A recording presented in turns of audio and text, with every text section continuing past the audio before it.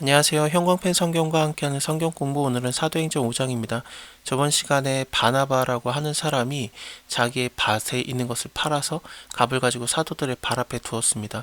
이 바나바라고 하는 사람이 좀 대표적인 거고, 수많은 교인들이 그런 식의 행동을 했었거든요. 믿는 무리가 한 마음과 한 뜻이 되어서 모든 물건을 서로 통용하고 제 재물을 조금이라도 제 것이라고 하는 이가 없었는데, 이것은 뭐 공동 소유가 되는 그런 것을 얘기하는 것 같지는 않아요. 왜냐하면은 5장에서 아나니아 삽비라에게 베드로가 얘기했던 게, 너가 왜 성령을 속이고 땅값에 얼마를 감췄느냐, 땅이 그대로 있을 때 네 땅 아니었냐, 판호해도 너 마음대로 할 수 있던 거 아니냐. 그래서 그 소유권을 인정을 해줘요. 그거 원래 네 거였다. 그래서 뭐 전 재산을 다 바치고 공동 그 생활을 하는 그런 모습은 아니고요.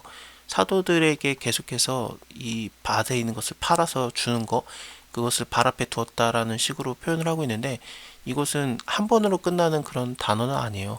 지속적으로 팔아서 그 판 값을 가지고 사도들 앞에 두는 여러 번의 행동들을 표현하는 그런 거거든요. 그래서 지금으로 따지면은 마치 그 교회에 주일마다 헌금 드리듯이 조금씩 조금씩 하나님께 계속 드리는 그런 행동이에요. 그래서 전 재산을 바치는 그런 건 아닙니다. 아나니아라고 하는 사람이 그 안에 삽비라로 더불어 소유를 팔아서 그 값에서 얼마를 감추었습니다. 이 감추다라는 단어가 여호수아서 7장 1절에 그 아간이 좀 훔치잖아요. 하나님께서 그 여리고에 있는 물건들 다 취하지 말라고 했었는데, 거기서 얼마를 취해서 숨겨놓지 않습니까? 그 약속의 땅 가나안 땅에 들어갔을 때 그때 일어났던 첫 번째 범죄였습니다. 지금 성령을 통해서 약속의 시대, 뭐 새로운 시대가 열리는 듯한 그런 느낌이 있는데, 그때 일어나는 첫 범죄의 모습이 아나니아랑 삽비라의 모습입니다. 이들이 그 값에 얼마를 감췄고 그 안에도 알고 있었습니다. 얼마를 가져다가 사도들의 발 앞에 두었는데, 베드로가 가로되 아나니아야, 어찌해서 사단의 마음이 너에게 가득하여서 너가 성령을 속이고 땅값에 얼마를 감췄느냐. 마치 이거는 가룟 유다에게 사단이 들어가서 그 생각, 예수 그리스도를 팔 생각을 넣었던 거랑 굉장히 또 연상이 돼요. 그래서 지금 예수 그리스도의 죽음과 부활, 승천으로 인해서 성령이 임했고 교회를 중심으로 하나님의 뜻이 일어나고 있는데, 또다시 좀 가룟 유다 같은 느낌도 드는, 또 아간의 죄와도 비슷한 모습들이 나오고 있어요. 땅이 그대로 있을 때 네 마음대로 할 수 있었던 거 아니냐. 땅 네 거였다. 또 판호에도 너 마음대로 할 수 있었던 거다. 근데 어째서 이 일을 네 마음에 두었느냐. 그래서 땅을 팔고 나서 소유권에 대한 얘기를 하는 게 아니에요. 이거 원래 소유가 다 교회 거다, 그 말을 하는 게 아니라, 이 가격이 중요한 게 아니라 그런 재산을 좀 가져갔다, 뭐 그런 것을 말하는 게 아니라, 너가 하나님한테 거짓말을 하고 있다, 이게 중요한 죄로 떠오르고 있는 겁니다. 그래서 사람에게 거짓말한 게 아니다, 너가 성령을 속인 거다, 하나님께 거짓말한 거고, 또 주의 영을 시험한 거다. 하나님은 시험하지 말라 그랬는데 시험하는 거를 아나니아랑 삽비라가 했어요. 아나니아가 이 말을 듣고 엎드려져서 혼이 떠나니 이 일을 듣는 사람들이 다 크게 두려워했습니다. 젊은 사람들이 일어나서 시신을 싸고 메고 나가서 장사하였습니다.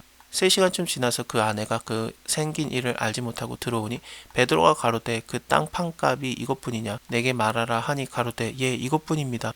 베드로가 가로되 너희가 어찌 함께 꾀하여 주의 영을 시험하려고 하느냐. 보라, 너의 남편을 장사 지내고 오는 사람들의 발이 문 앞에 왔는데 또 너를 메어 갖고 나가게 될 것이다. 곧 베드로의 발 앞에 엎드려져서 혼이 떠나는지라. 젊은 사람들이 들어와서 죽은 것을 보고 메어다가 그 남편 곁에 장사하니 온 교회와 이 일을 듣는 사람들이 다 크게 두려워했습니다. 아간이 공개적으로 처형을 당해서 모든 이스라엘 사람들이 하나님의 말씀을 쫓지 않는 것이 이렇게 중요하구나라는 것을 교훈을 얻었던 것처럼, 아나니아랑 삽비라라는 부부의 죽음으로 인해서 교회가 이것을 알고 하나님을 경외하는 법을 좀 배우고 있는 겁니다. 그렇다라고 이게 아나니아랑 삽비라에게 너무 좀 그 본보기로서 심하게 때린 건 아니고요. 하나님을 속였기 때문에, 성령을 속였기 때문에, 또 하나님을 시험했기 때문에 이것만으로도 충분히 죽을 만한 죄이긴 합니다. 사도들이 손으로 민간의 표적과 기사를 많이 행하되, 예수님께서도 많은 기적을 행하셨죠. 그리고 또 사도행전 초반에서도 사람마다 두려워하는데 사도들을 인하여서 기사와 표적이 많이 나타났다라고 나오는데, 그것이 계속 이어지고 있고요.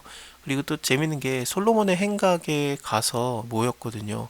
예수님께서도 성전한 솔로몬 행각에 다니셨고, 그때 그 바리새인들에게 뭐 양에 대한 얘기, 나는 선한 목자라 나의 양들을 위해서 나의 목숨을 버리노라, 양도 내 목소리를 알고 나도 그들을 알고 나의 양은 나를 쫓느니라, 뭐 그런 얘기를 해요. 그리고 예수님을 돌로 쳐 죽이려고 하지만 사람들의 눈이 두려워서 그것을 하지 않는데, 근데 여기서는 좀 반전적인 게 있는 게, 돌로 침을 당할까봐 함부로 제자들을 가두지 못하거든요.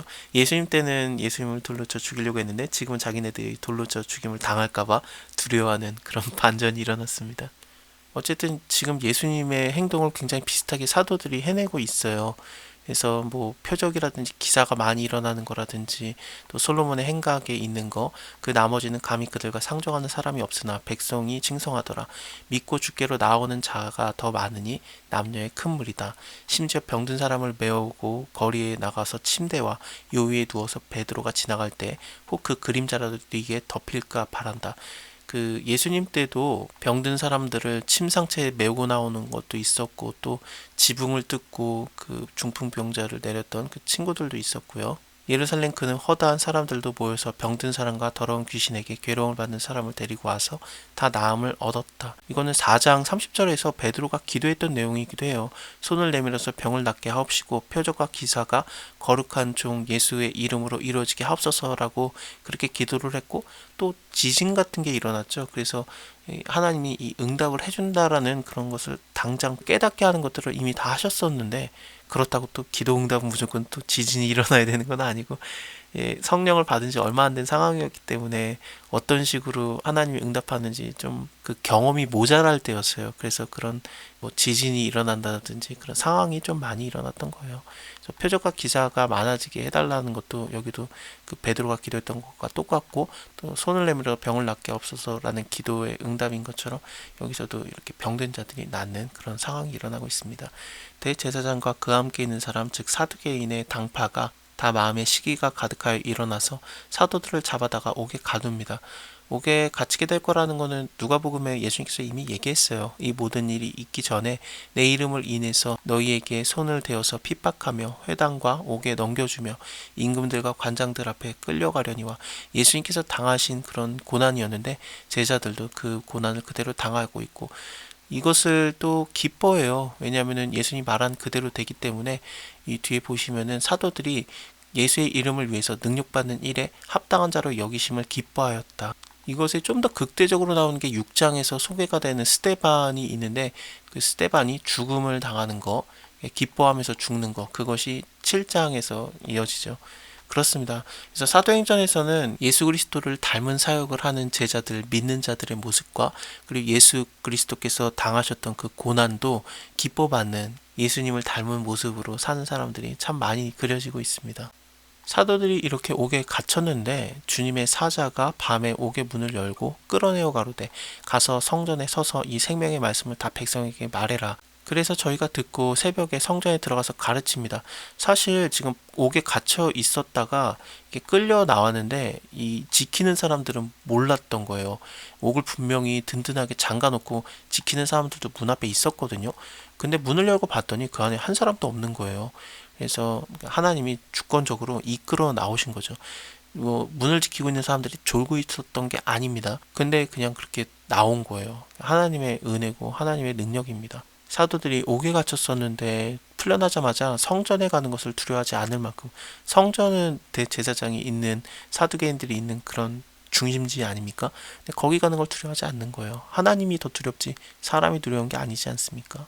저희가 듣고 새벽에 성전에 들어가서 가르치더니 대제사장들과 그와 함께 있는 사람들이 와서 공회와 이스라엘 족속의 원로들을 다 모으고 사람들을 옥에 보내어서 사도들을 잡아오라 하니, 관속들이 가서 옥에서 사도들을 보지 못하고 돌아와 말하여 가로되 우리가 보니 옥은 든든히 잠겨 있고 지킨 사람도 문 앞에 있는데 문을 열고 봤더니 그 안에 한 사람도 없더이다 하니, 성전을 맡은 자와 제사장들이 이 말을 듣고 의혹하여서 이게 어떻게 되는 일인가 라고 생각을 하고 있었는데, 사람이 와서 말하는 게, 보소서 옥에 가두었던 사람들이 성전에 서서 백성을 가르치고 있습니다. 성전을 맡는 자가 관속들, 그러니까 군인들이라고 생각하면 될 것 같아요. 그들과 같이 가서 저희를 잡아왔으나 강제로 못하면 백성들이 돌로 칠까 두려워합니다.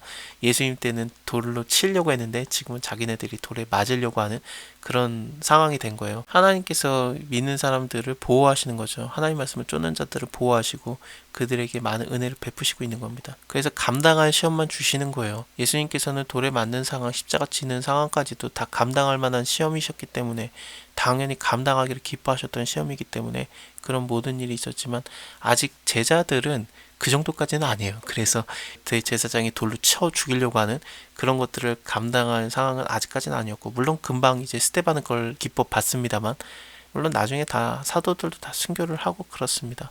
저희가 끌어다가 공회 앞에 세우니 대제사장이 물어 가로되 우리가 이 이름, 그러니까 예수의 이름이죠. 예수의 이름으로 사람 가르치지 말라고 언금하였을 때 너희가 너희의 교를 예루살렘에 가득하게 하니 이 사람의 피를 우리에게로 돌리고자 함이로다.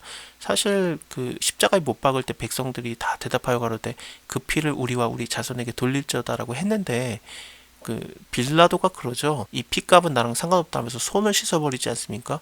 그랬더니 백성과 제사장들이 다 우리가 그 피값을 받겠습니다. 우리 자손에게 돌릴 겁니다라고 그렇게 다 외쳤었어요. 그래서 피값을 받는 게 뭐 자기네들이 외쳤던 건데 이제는 그런 게 싫은 거예요. 베드로가 계속 설교했던 게 너희가 십자가에 못 박은 자가 그리스도다, 예수 그리스도다. 그러니까 사람들이 어찌할꼬 그러죠. 그리스도를 죽이면 안 돼요. 왜냐하면 하나님의 기름 부음 받은 자를 죽이면은 그거는 누구를 막론하고 그냥 죽음에 이르게 됩니다. 그래서 어찌할꼬 했던 거고, 그래서 백성들이 점점 예수가 그리스도인지를 알게 되니까 그 죽인 자들은 피값을 받지 않습니까? 그래서 이제 대제사장들이라든지 이런 종교 지도자들이 그 피값을 우리에게 넘기려고 하지 말아라 막 이렇게 두려워하면서 베드로와 사도들에게 예수의 이름으로 가르치는 것을 언급하였던 겁니다. 베드로와 사도들이 대답하여 가로되 사람보다 하나님을 순종하는 것이 마땅하니라.